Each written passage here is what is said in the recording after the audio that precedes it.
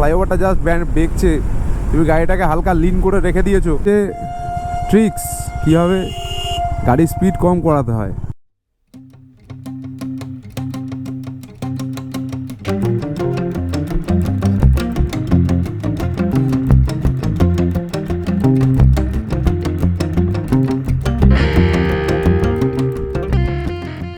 Hello সবাইকে, আমি ইন্দ্রনীল, তোমরা দেখছো মোটো কথা। এখন আমি আছি শিমুরালি স্টেশনের কাছাকাছি। তো এখান থেকে জার্নিটা শুরু করবো বাড়ি ফেরার। এখান থেকে মোটামুটি কৃষ্ণনগর 50 কিলোমিটার, আর কৃষ্ণনগর থেকে আমার বাড়ি হচ্ছে আরও প্রায় 15 কিলোমিটার। তো সেই ডিস্টেন্সটাই এখন কভার করবো। এই আমার গাড়ি দাঁড়িয়ে আছে ওখানে।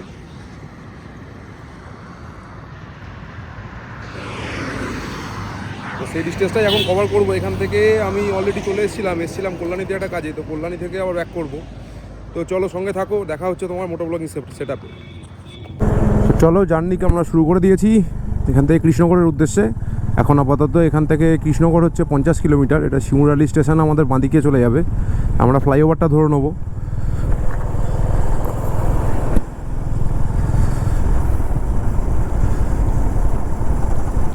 প্রবলেম হচ্ছে এইগুলো, ওই সিগনাল, হাইওয়ের ওপরেও প্রচুর সিগনাল। এটা NH12, কিন্তু NH12 হলেও কি হাইওয়েতেও সিগনাল আছে এবং এই বটলনেকিং আছে, এর জন্য একটুখানি তো ডিলে হবেই।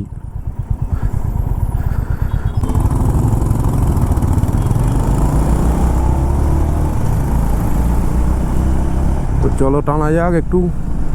এদিকে আসলে কি অনেক জায়গাতে আমি আসার সময় দেখছিলাম পেছনে যে অনেক জায়গাতেই কিন্তু স্পিড ক্যামেরা নিয়ে পুলিশ আছে। তো এখানে পারমিসেবল স্পিড যেটা বাইকের ক্ষেত্রে সেটা হচ্ছে 60, আর 4 হুইলারের ক্ষেত্রে 80। তো এবার 80 তো কেউই মানছে না, সবাই 80-র ওপরেই যাচ্ছে। তো অনেক জায়গাতেই কিন্তু ধরে ধরে ফাইন করে দিচ্ছে। মানে আগে দাঁড়িয়ে থাকছে, এদিকে কোথাও এমন একটা জায়গায় লুকিয়ে দাঁড়িয়ে থাকছে যে তুমি দূর থেকে দেখে বুঝতেও পারবে না যে ওখানে স্পিড ক্যামেরা নিয়ে দাঁড়িয়ে আছে। তো স্পিড ক্যামেরা নিয়ে এক জায়গা থেকে দাঁড়িয়ে তোমার চালানটা করে দিচ্ছে, আর সেই চালানটা হ্যান্ড ওভার করছে কিছুটা যাওয়ার পরে। মানে কোনো টোল বুথের সামনে গিয়ে দাঁড়িয়ে সেখানে চালানটা ধরিয়ে দিচ্ছে হাতে। তো সেটা একটু দেখে শুনে চালাতে হবে। এই যেমন এখানে লেখা আছে 40 স্পিড লিমিট। এবার বলো এই হাইওয়েতে 40 স্পিড লিমিট, এটা কি মানে কোনো দিক দিয়ে কি জাস্টিফাইড? আমার তো কীভাবে এটা স্পিড লিমিট 40 জানি না আমি। এই রাস্তাটা কিন্তু একটা জিনিস সত্যি কথা, এই রাস্তাটা যত আমি আসি, মাঝে মাঝে হয়তো 2-3 মাস 4 মাস কি 6 মাসও হয়ে যায় পরপর আসি, কিন্তু এই রাস্তাটা দেখছি আস্তে আস্তে কিন্তু সাজানো হচ্ছে খুব ভালো। মানে কোনো এখন দেখছি এই মধ্যেখান দিয়ে অনেক জায়গাতে গাছ লাগিয়েছে, ফুল গাছ, যেটা বেশ সুন্দর ফুলও এসছে, হলুদ রঙের, কোথাও লাল রঙের কিছু ফুল এসছে। আবার তোমার বোর্ডগুলো যেগুলো ছিল না আগে, অনেক স্পিডের বোর্ড, বোর্ড, ডিস্টেন্সের বোর্ড, এইগুলো বোর্ডগুলো আস্তে আস্তে দেখছি অনেক কিছু অ্যাড অন করা হচ্ছে। তো অ্যাড অন করলে ভালো। একটা রাস্তায় কিছু যদি সবসময় এগুলো থাকে, এগুলো সবসময় তোমায় আমাদের মতো রাইডারদের কিংবা যারা রাস্তা দিয়ে ট্রাভেল করছে তাদের ইজি হয় বুঝতে।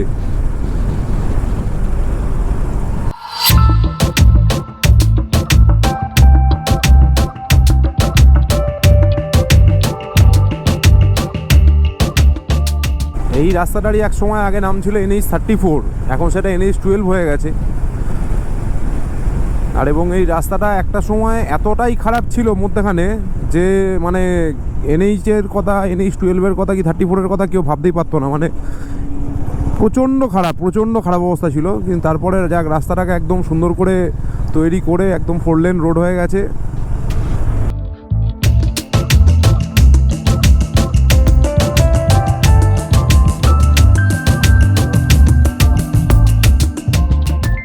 এই ফ্লাইওভারগুলো করে দিয়ে মানে এই রাস্তাটার একটা টাইমটা, শিলিগুড়ি টু কলকাতায় টাইমটা পুরোটাই অনেক কমে গেছে। মানে আমরা শিলিগুড়ি যাওয়ার যে রাস্তাটা এখন এটা ধরি, আমাদের বাড়ি থেকে এসে কৃষ্ণনগর থেকেই ধরা হয়। দারুণ রাস্তা, মানে তোমায় কোথাও মানে বোর হয়ে যাবে তুমি চালাতে চালাতে। রাস্তাটা এতটাই সুন্দর হয়ে গেছে এখন, কোথাও কোনো নেই, ডাইভারশান এখন কিচ্ছু নেই, আর পুরোটা ওপেন হয়ে গেছে। মধ্যখানে যেটা বহরমপুর ফ্লাইওভার ছিল সেটা ওপেন ছিল না, এখন সেটা ওপেন হয়ে গেছে। মানে অল ওভার টোটালটাই পুরো ওপেন হয়ে গেছে।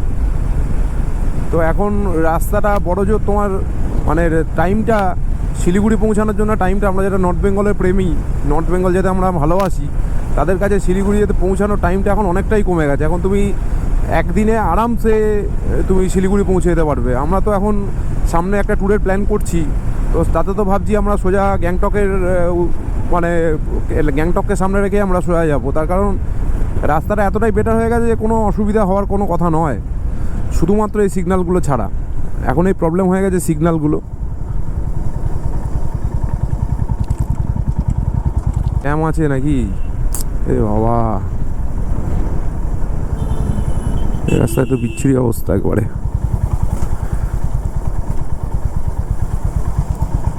কি হয়েছে ভগবান জানে সামনে।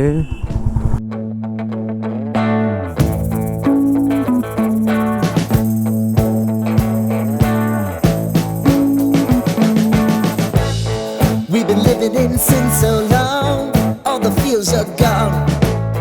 Fella stopped me on the street last night, said everything's alright. Roller coaster, make it through the day. যা বাবা, কোথাও কিছু নেই, এইভাবে ট্রাকগুলোকে দাঁড় করানো আছে এখানে।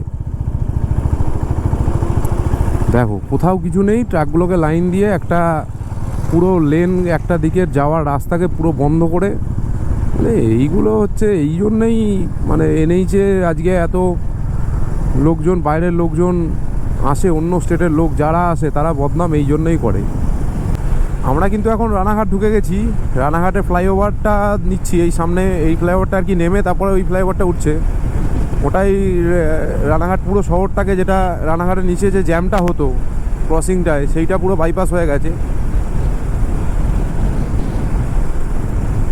এই ফ্লাইওভারটা কিন্তু যথেষ্ট বড় ফ্লাইওভার একটা, যেটা পুরো রানাঘাট শহরটাকে বাইপাস করে দিয়ে বেরিয়ে যাচ্ছে। এই যে বাঁদিকে আমার মনোরমা হসপিটাল এই যে, আর আমরা বেরিয়ে যাবো সোজা। তারা NH-12 একটা আলাদা মজা আছে।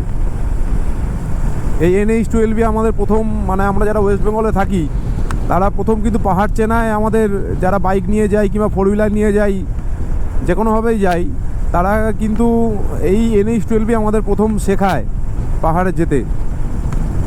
এই NH-12 অনেকজনের কাছে প্রথম হাইওয়ে, একটা বড় রাইডের। তো NH-12 কিন্তু অনেক কিছুরই সাক্ষী থাকে।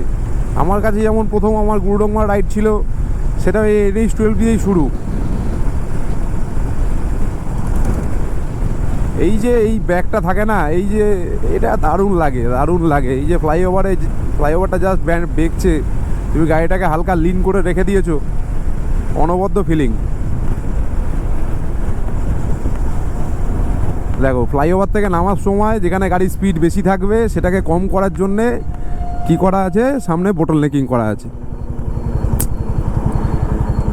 মানে এইগুলো হচ্ছে ট্রিক্স, কীভাবে গাড়ির স্পিড কম করাতে হয়। তুমি তোমার পছন্দের বাইক আর সামনে একটা এরকম হাইওয়ে, আর কি চাই?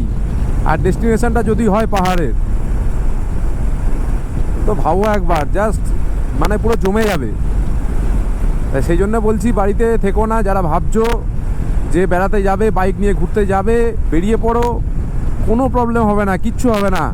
যতটা তোমার স্কিল আছে সেই স্কিলটাকে কাজে লাগাও, নিজের ক্ষমতা অনুসারে চলো এবং বাদবাকিটা ভগবানের হাতে ছেড়ে দাও, কিচ্ছু হবে না, সব সেফলি হবে।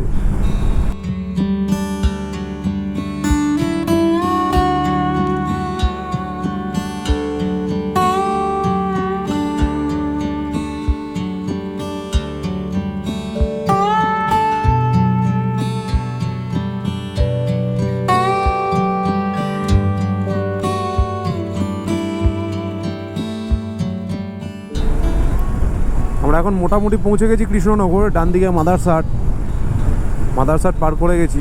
তো কৃষ্ণনগর আর জাস্ট ফিউ কিলোমিটার, মানে 1 কিলোমিটারও হবে না। তো এই NH-12 এক্সপিরিয়েন্সটা কিন্তু আমার দারুণ ছিল। আগেও বহুবার আমি NH-12 রাইড করেছি, তো এবারও ঠিক সেরকমভাবেই চালিয়ে মজাটা পেলাম। শুধু কিছু ওই সিগন্যাল আর ওই বটল নেকিং করা, এইগুলোকে যদি আমি দূরে সরিয়ে রাখি তাহলে ওভারঅল এক্সপিরিয়েন্সটা কিন্তু ভালোই।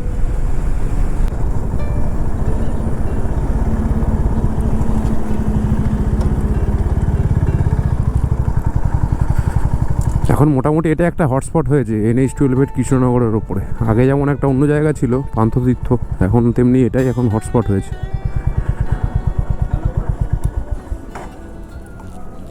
আমাদের NH12 জার্নিটা তোমাদের কেমন লাগলো সেটা একটু কমেন্ট করে জানিও। আর ভুলে যেও না চ্যানেলটাকে সাবস্ক্রাইব করতে। সাবস্ক্রাইব করলে আগামী যে পোস্টটি আসবে সেটা সবার আগে তোমার কাছে পৌঁছে যাবে। তো দেখা হবে আবার নতুন কোনো ব্লগে, নতুন কোনো জার্নি ভিডিওতে। Till then, tata.